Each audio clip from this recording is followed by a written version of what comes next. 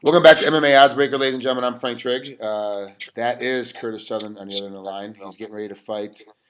It's actually a rematch of sorts, right? Didn't you guys fight back in 2010, you and Mukai Marmo? Yeah, we did. And what happened in I ended, 2010? sorry that I kind of missed that. Oh, no worries. What happened in 2010 when you guys fought? uh, I pretty much just uh, subbed him in the first round with a triangle choke. It was a pretty quick fight. He was kind of an up and comer. I think he was undefeated at the time, and I had a little more experience. And I just went out, and I knew he was a good kickboxer, so I just went out and took him down right away and kind of got good position. He ended up actually sweeping me, and I threw an armbar on and transitioned to a triangle, and that was pretty much it. Oh, sounds like simple and easy, quick. I'm looking at your record right now. It says it was at the 218 mark of the first round. That was back in 2010, and you went on a pretty good winning streak until just the last MFC back in February. You lost you got submitted by Jonas Noveus. How did that work out? And what happened in that fight that caused you to get caught up by that armbar? um, well, actually, like I dominated the first two rounds easily. Like, well, not easily, but I was, winning in the striking and taking him down and kind of at will whenever I had the opportunity. And of course, he's a awesome grappler, jiu-jitsu black belt, and has lots of jiu-jitsu credentials. And so I didn't really want to play with him on the ground a lot, but just being a wrestler, I just took him down in the third round, and he, I was just trying to stay tight, and he, he actually, I don't know if I'm supposed to really talk about it because I'm kind of in the middle of an appeal with the commission Oh, okay. because he grabbed the inside of the cuff of my glove to pull me in for the armbar. So, Oh, um, okay. Which is illegal. uh, Grabbing the inside of the glove, is illegal. But a yeah, lot, but a right. lot of us, myself included, when I get in that position, I will grab the inside of the glove and try to maneuver your arm around. But it's kind of everyone does it. But you're right, it is an illegal move, even though it's kind Yeah, of and socially accepted by all fighters. yeah. Well, we have it on video, and so. But anyway, whatever. I mean, he got me in the armbar, and I lost the fight. So that's the way it stands as of now, and whatever happens with the commission happens. But so Are you hoping that overturn? Because I mean, it's a big difference in a record when you run a 3 fight win streak and then you take a loss, and all of a sudden now if that gets overturned, you'd be either it's a no contest or you win by disqualification. It ends up being you still don't have a loss after 4 fights. That's a big deal going in, especially when your sponsors are looking at you, when you get ready to be on TV with throughout the North America with MFC. It's a big difference from a viewership standpoint. Are you really pushing to get that last loss overturned? Or is going to be are you going to, if they say no this time, you can try and yeah, peel it again and keep appealing it till it's exhausted? yeah, I'm gonna do everything I can to try and get it overturned because it's not like it was a close back and forth fight. Like I dominated the whole entire fight up until that round, up until that point. That one move is the only thing he had that was effective the entire Oh, fight. So, okay. it's kind of like I I dominated the whole fight, and to lose off of an illegal move, kind of, if I lose fair and square, fair enough. But like he had my glove for 5 seconds, and the Oh, it ref wasn't didn't a see it, quick. It wasn't and the like a ref quick grab and was right. switch. He stuck in and held on for a long period of time. Yeah, he had it. I had my arm out and past his hips, like I had my elbow past his hips. He still had it in, pulled it in, and still had it in. Then he went for the sweep, and just before he swept me over, he switched his grip. So once he swept me, the grip was gone, but like he had already pulled my arm in two different times after I was already out. So Oh yeah, that's definitely, at least from what you're explaining it to me. Then it's a definite case for an appeal, and hopefully the commission sees it that way, yeah. and will overturn it. Do you know when you're going to get an answer back on that, whether it's going to be overturned or not?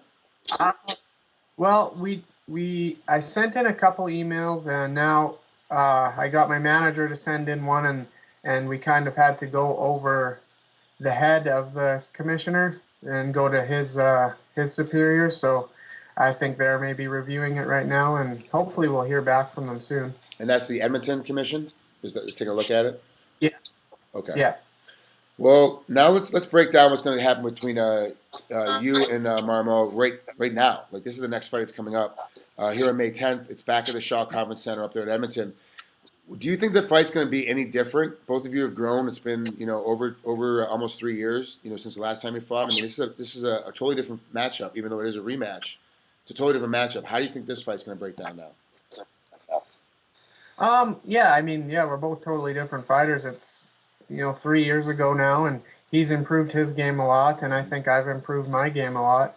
But that being said, I think our strengths are still pretty similar. Like I'm still I'm still stronger than him, I think, in the wrestling, and he's probably got the edge in the striking. So I think I'm gonna try and make it play out the same way it did last time, and I might use my striking a little more than I did last time. Like last time, I pretty much just rushed in and took him down. This time, I might, be a little more patient because I think he's going to be expecting it a little bit more. So Yeah. I think I can't just rush in there and just dive at the legs, because he's very dangerous, So I gotta make sure I set stuff up because I don't want to be eating a knee or a kick as I go to tie up with him.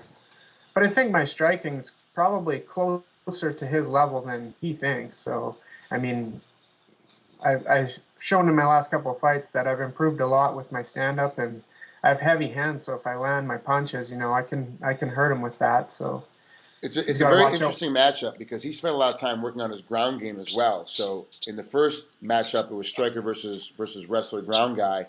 This matchup, it's two better rounded fighters. So this fight, like it could, Yeah, it's one of those fights I can see he could submit you, but you can knock him out. Where in the first yeah, matchup, you were only going to beat him by ground and pound and submitting him, and he was only going to beat you up by knocking you out. Like, there's the only two options that there were. Now this way, both guys can win by knockout, both guys can win by submission because it's both of you guys have improved so much. yeah, totally for sure. And that's why it's a good time to have a rematch between the two of us because now we are both more well-rounded MMA fighters. So it's going to be interesting to see how it plays out. But I think in the end, I'm still stronger a little bit in more areas than he is. I find so. Where are you doing But most of your yeah, training right it's gonna. now for these fights?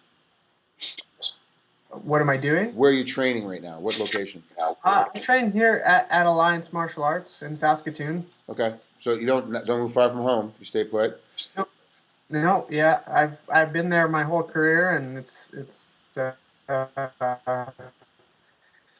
seems to work for me. And we got a good group of guys and a really good coach, Graham Wink. I know a lot of people probably don't know him, but here in Western Canada and Canada, I think our team has a pretty good name. So And who are some of the training partners you have? Who's some of the guys on your team?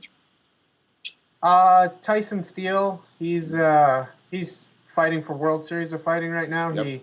He just beat Gregor Gracie. He's fighting Steve Carl coming up, and then he's one of my main guys. And then Adam Lorenz is a featherweight. He's he's been consistently ranked in the top 10 in Canada in featherweight. So those are the two main guys. Daniel Mark, he's a bantamweight coming up, and then we got a few other guys that are a little greener, but those are the three main experienced guys that we have right now in the gym. And it's good for me. I got a guy bigger than me in Tyson, who's a welterweight, and a guy smaller than me in Adam. So and we all work really hard, so that's a good thing. So And you guys seem to be doing very well. It's you are stepping up a little bit, and it is funny now how there's a lot of these little smaller pockets that no one knows about the coach and really doesn't know much about the team, and all of a sudden these teams come on the scene.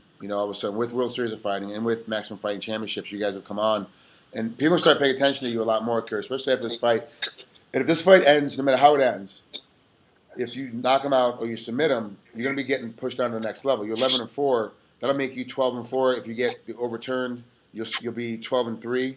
If the last loss gets overturned or no contest, That's a big deal. Like to be at this level now, especially 155-pound division. What do you think you have to do to get a little more noticed by the rest of the fans out there in the world that don't really know much about Kurt Sutherland?